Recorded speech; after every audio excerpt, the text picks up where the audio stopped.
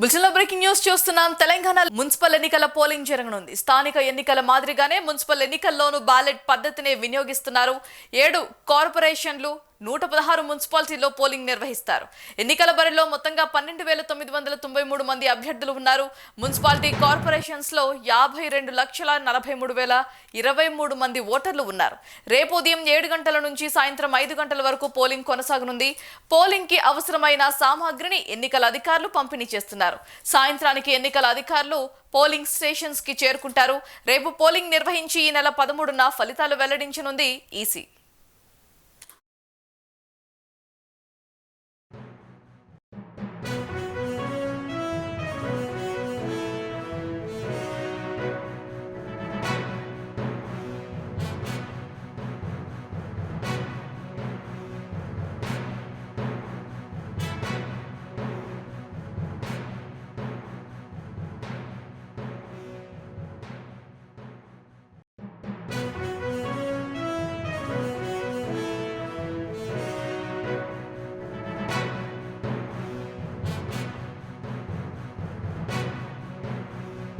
Breaking news చూస్తున్నాం. తెలంగాణ రేపు municipal ఎన్నికల పోలింగ్ జరగనుంది. స్థానిక ఎన్నికల మాదిరిగానే మున్సిపల్ ఎన్నికల్లోనూ బ్యాలెట్ పద్ధతినే వినియోగిస్తున్నారు.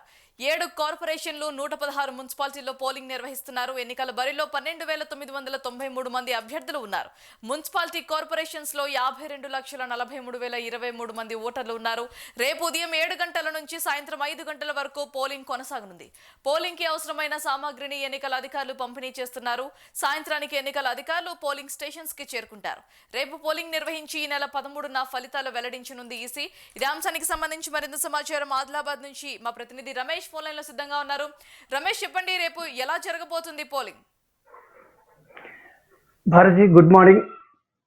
రేపటి ఎన్నికల ప్రచారం ముగించుకొని అన్ని పార్టీలు కూడా ముగించుకొని ఎన్నికలకు సిద్ధమవుతున్న వేళ ఈ ప్రభుత్వం కూడా మరి జిల్లాల వారీగా మున్సిపాలిటీల వారీగా ఆ యొక్క ఎన్నికల నిర్వహణ కోసం అన్ని ఏర్పాట్లు, ఈ పూర్తి ఏర్పాట్లు, ఎలాంటి అవాంఛనీయ సంఘటనలు జరగకుండా ఆ యొక్క ఎన్నికల అధికారులందరూ కూడా వారికి కావాల్సిన సదుపాయాలను కూడా సమకూర్చుతూ ఆ యొక్క ఎన్నికల నిర్వహణ కోసము ఆ యొక్క డిస్ట్రిబ్యూషన్ ఏదైతే పోలింగ్ ఇప్పుడు జరిగే ఎలక్షన్ మాత్రం మున్సిపల్ ఎన్నికలు మాత్రము బ్యాలెట్ పత్రం ద్వారా జరుగుతుంది. బ్యాలెట్ కూడా బ్యాలెట్ పత్రాలు కూడా ముద్రించడం జరిగింది. వాటి పంపిణీ అనేది ఈ రోజు ఉదయం 11 గంటల నుండి ప్రారంభమవుతుంది.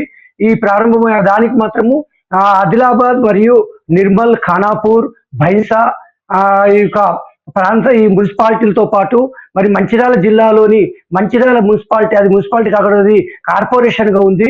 మరి దాంతో పాటు కేతన్పల్లి, చెందూరు మరియు ఆసిఫాబాద్ మరియు అదేవిధంగా కాగజ్ నగర్, ఇట్లా 10 మున్సిపాలిటీలు ఒక్క కార్పొరేషన్ కు ఎన్నికలు నిర్వహించబోతున్నారు. మరి ఈ ఏర్పాట్లు మాత్రం ఈ రోజు 11 గంటల నుండి కూడా ఈ యొక్క రేపటికి కావాల్సిన బ్యాలెట్ పత్రాలు కావచ్చు, బ్యాలెట్ బాక్సులు కానీ వీటన్నిటిని కూడా డిస్ట్రిబ్యూషన్ చేయడానికి ఆయా ప్రాంతాల లోపల డిస్ట్రిబ్యూషన్ కోసం ఏర్పాటు చేయడం జరిగింది. మరి ఇక్కడ మాత్రం రేపటి ఎన్నిక కోసం మాత్రం అందరూ కూడా ఎలాంటి సంఘటనలు జరగకుండా సజావుగా జరిగేటట్లుగా ఏర్పాటు చేయడం జరిగింది. మరి అదేవిధంగా చూసుకుంటే మరి ఆదిలాబాద్ జిల్లా లోపల చూసుకుంటే మనకు 314 మంది అభ్యర్థులు బరిలో ఉండగా ఇక్కడ మహిళా చైర్మన్ ప్రకటించింది. మరి ఈ యొక్క పోలింగ్ బూత్ 216 పోలింగ్ బూత్లను ఏర్పాటు చేయడం జరిగింది. మరి అదేవిధంగా ఖానాపూర్ లో చూసుకుంటే 80 మంది నామినేషన్ వేస్తే 56 మంది బరిలో నిలిచారు. మరి ఇక్కడ 25 పోలింగ్ స్టేషన్లను ఏర్పాటు చేయడం జరిగింది. మరి అదేవిధంగా నిర్మల్ మున్సిపాలిటీని చూసుకుంటే నిర్మల్ మున్సిపాలిటీని 42 వార్డులు ఉండగా దీంట్లో మహిళా చైర్మన్ ఏర్పాటు చేయడం జరిగింది. మరి ఇక్కడ 246 మంది నామినేషన్ వేస్తే 182 మంది బరిలో నిలిచారు. మరి ఇక్కడ 142 పోలీస్ స్టేషన్లను ఏర్పాటు చేయడం జరిగింది. మరి అదేవిధంగా భైంసా లోపల 26 వార్డులు ఉన్నాయి. ఇక్కడ 202 మంది నామినేషన్ వేస్తే 115 మంది నామినేషన్ బరిలో నిలిచడం జరిగింది. ఇక్కడ 74 పోలీస్ స్టేషన్లను ఏర్పాటు చేయడం జరిగింది. ఈ విధంగా ఏదైతే పోలీస్ స్టేషన్లు కూడా ప్రజలకు అందుబాటులో ఉండేటట్లుగా ఆయా ప్రాంతాలకు బట్టి ఒక 2-3 వార్డులు కలుపుకొని పోలీస్ స్టేషన్లు ఆ ప్రాంతంలో ఏర్పాటు చేయడం జరిగింది.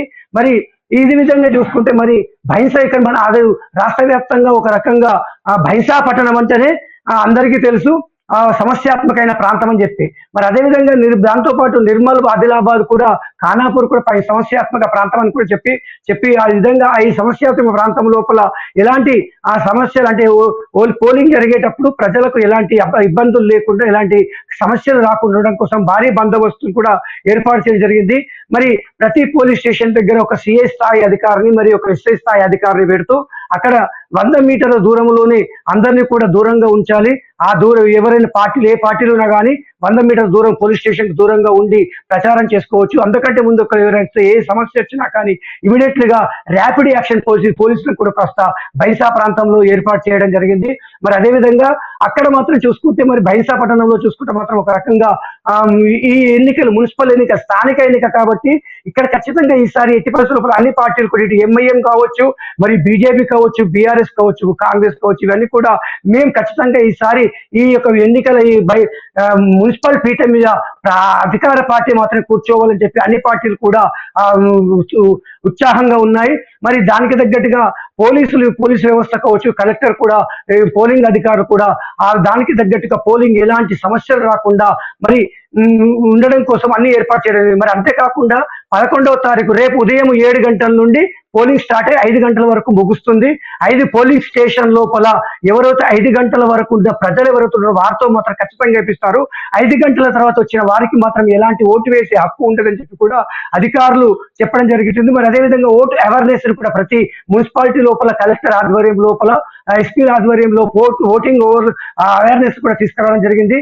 మరి అదేవిధంగా అక్కడ ఉండే అధికారులు ఎవరో పోలింగ్ అధికారులకు తాగడానికి నీరు కానీ వెబ్ మరి అదేవిధంగా భోజన సౌకర్యాలు కూడా చేశారు. మరి అంతేకాకుండా ఈ పోలింగ్ సరళిని కూడా అందరూ కూడా అంటే రికార్డ్ చేయడం కోసం కూడా వెబ్ స్కామ్ ఏదైతే వెబ్ అక్కడ కూడా వెబ్లను కూడా ఏర్పాటు చేసి అక్కడ ఏం జరుగుతుంది, అక్కడ ఎప్పటికప్పుడు ఆ వెబ్ ద్వారా మనము పోలింగ్ సరళిని తెలుసుకోవచ్చు. మరి పోలింగ్ స్టేషన్లో ఇలాంటి సమస్యలు ఉన్న వాటిని కూడా తెలుసుకోవచ్చు అని చెప్పి కూడా వెబ్ సిస్టాన్ని కూడా ఆ యొక్క పోలింగ్ స్టేషన్లలో ఏర్పాటు చేయడం అనేది జరిగింది.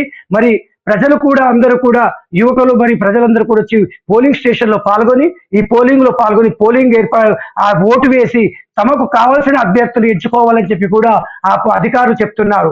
మరి అంతేకాకుండా ఈ యొక్క 11వ తారీఖు నాడు ఏమైనా సమస్యలు అంటే పోలింగ్ జరిగే సమయంలో ఏమైనా సమస్యలు జరిగితే వెంటనే ఆ యొక్క ఏదైనా సంఘటనలు అని పోలింగ్ బూత్లను అధికారులు ఏదైతే పార్టీల వారు క్యాప్చర్ చేయడం కానీ లేదా వాటిలో రిగ్గింగ్ చేయడం కానీ జరిగినప్పుడు 12వ రోజు నాడు మరి రీపోలింగ్ పెట్టే అవకాశాలు కూడా ఉన్నాయని చెప్పి కూడా అధికారులు చెప్తున్నారు. Bharati. Right Ramesh, thanks for the update.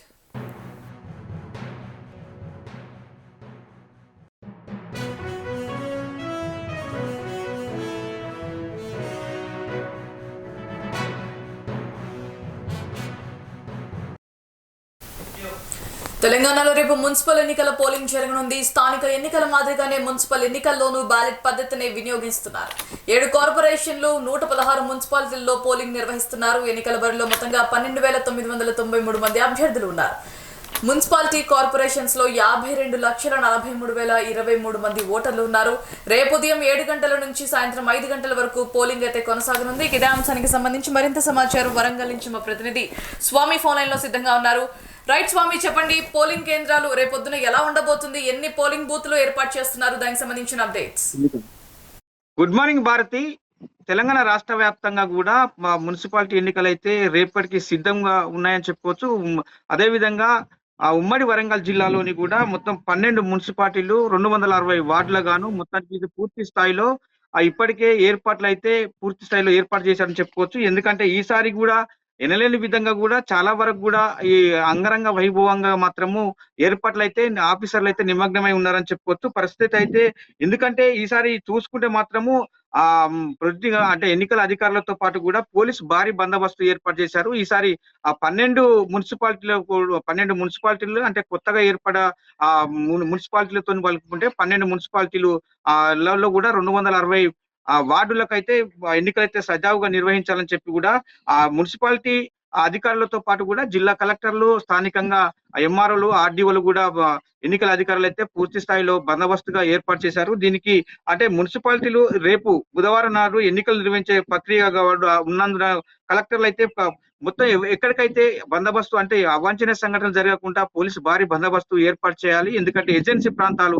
ఇటుపక్క భూపాలపల్లి కావచ్చు, ములుగు కావచ్చు, ఏజెన్సీ ప్రాంతాలు మరో మహిబాద్ కూడా కావచ్చు. ఎందుకంటే అక్కడ ఎలాంటి అవాంఛనీయ సంఘటన జరగవద్దు. ఎందుకంటే మావోయిస్టు గల ప్రాంతం అది. అక్కడ సజావుగా మున్సిపాలిటీ ఎన్నికలు నిర్వహించడానికైతే చాలా ఎస్పీలతోని కూడా అక్కడ పోలీసు భారీ బందోబస్తు ఏర్పాటు చేశారు. అదే విధంగా చూసుకుంటే ఈసారి మాత్రము ఒక్కొక్క చోటు జరిగే అంటే 40 నుంచి 50 మందిని కూడా ఆ ప్రొసీడింగ్ ఆఫీసర్లు అయితే ఏర్పాటు చేశారు. మరో 40 మంది నుంచి అసిస్టెంట్ ప్రొసీడింగ్ ఆఫీసర్లు అయితే ఏర్పాటు చేశారు. 120 నుంచి 150 మంది వరకు కూడా ఆ పోలింగ్ అధికారులు అయితే నియమించారు. మరో 17 మందిని మాత్రము సూక్ష్మ అంటే మైక్రో అబ్జర్వేషన్లు కూడా ఎప్పటికప్పుడు కూడా ఏం జరుగుతుంది, ఎలాంటి సమాచారం జరుగుతుంది, ఇట్లా అంటే పోలింగ్ ఇలాంటి దొంగ అంటే దానికి ఎవరన్నా వేరే విధంగా కూడా ఓట్లు వేస్తున్నారని చెప్పి కూడా మొత్తానికి క్షుణ్ణంగా పరిశీలించడానికి అలాగే ఓటింగ్ ఆఫీసర్లు కూడా చాలా ఏ విధంగా పనిచేస్తున్నారని చెప్పి కూడా ఆ మైక్రో అబ్జర్వేషన్లు అయితే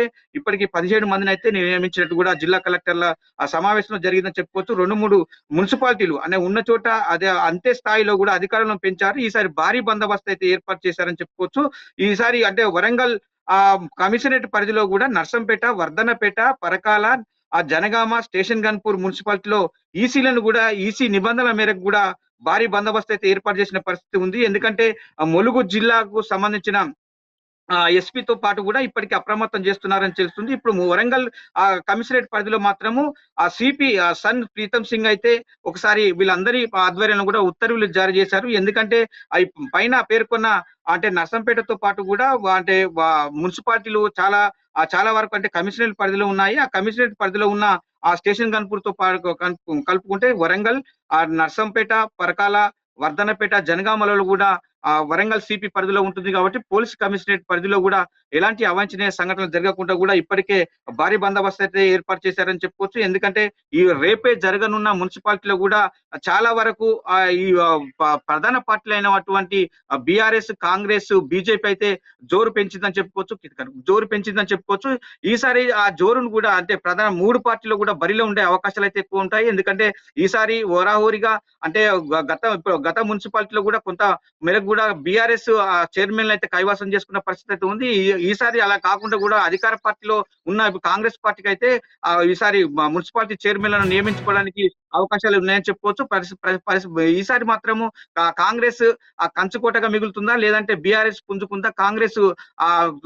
కాంగ్రెస్ బీఆర్ఎస్ మధ్యలో కూడా బీజేపీ కూడా పుంజుకో ఉంటుందని చెప్పి కూడా ఒక ఉత్కంఠ వాతావరణం అయితే రేపు నెలకొందని చెప్పుకోవచ్చు. ఎందుకంటే 13న ఓటింగ్ లెక్కింపు ఉంటుందని చెప్పుకోవచ్చు. ఆ తర్వాత ఫలితాలు అయితే చైర్మన్, వైస్ చైర్మన్ నియమించిన తర్వాత కూడా మరోసారి రీకౌంటింగ్ కూడా ఏర్పాటు చేశారు. ఆ రీకౌంటింగ్ మరుసటి రోజు కూడా రీకౌంటింగ్ రివాల్యుయేషన్ చేసుకోవడానికి కూడా అధికారులు అయితే అవకాశం కల్పించారు. ఎలాంటి అంటే ఇప్పటికైతే పూర్తి స్థాయిలో కూడా ఈ పోలింగ్ బూత్లలో కావచ్చు, ఇక్కడ పోలింగ్ సెంటర్లలో కూడా కావచ్చు, ఎందుకంటే ఓటర్స్ కు ఎలాంటి అవాంఛనీయ సంఘటనలు కలగకుండా, ఓటర్లకు ఎలాంటి అసౌకర్యాలు లేకుండా కూడా అధికారులు అయితే ఇప్పటికీ పూర్తి స్థాయిలో నిమగ్నమని చెప్పుకోవచ్చు. ఇప్పటికైతే బ్యాలెట్ బాక్సులు అయితే కొన్ని చోట్లకు అంటే పోలింగ్ కేంద్రాలకైతే పంపిస్తున్న నేపథ్యం అయితే కనపడుతుంది. ఇప్పటికీ జిల్లా కలెక్టర్లు అప్రమత్తంగా ఉండి, పోలీసులు శాఖ కూడా అప్రమత్తంగా ఉండి పోలీసు జిల్లా అధికార యంత్రాంగం మధ్యలో కూడా రేపైతే మున్సిపాలిటీ ఎన్నికలైతే హోరాహోరీగా జరగనున్న నేపథ్యం అయితే ఉందని చెప్పుకోవచ్చు భారతి.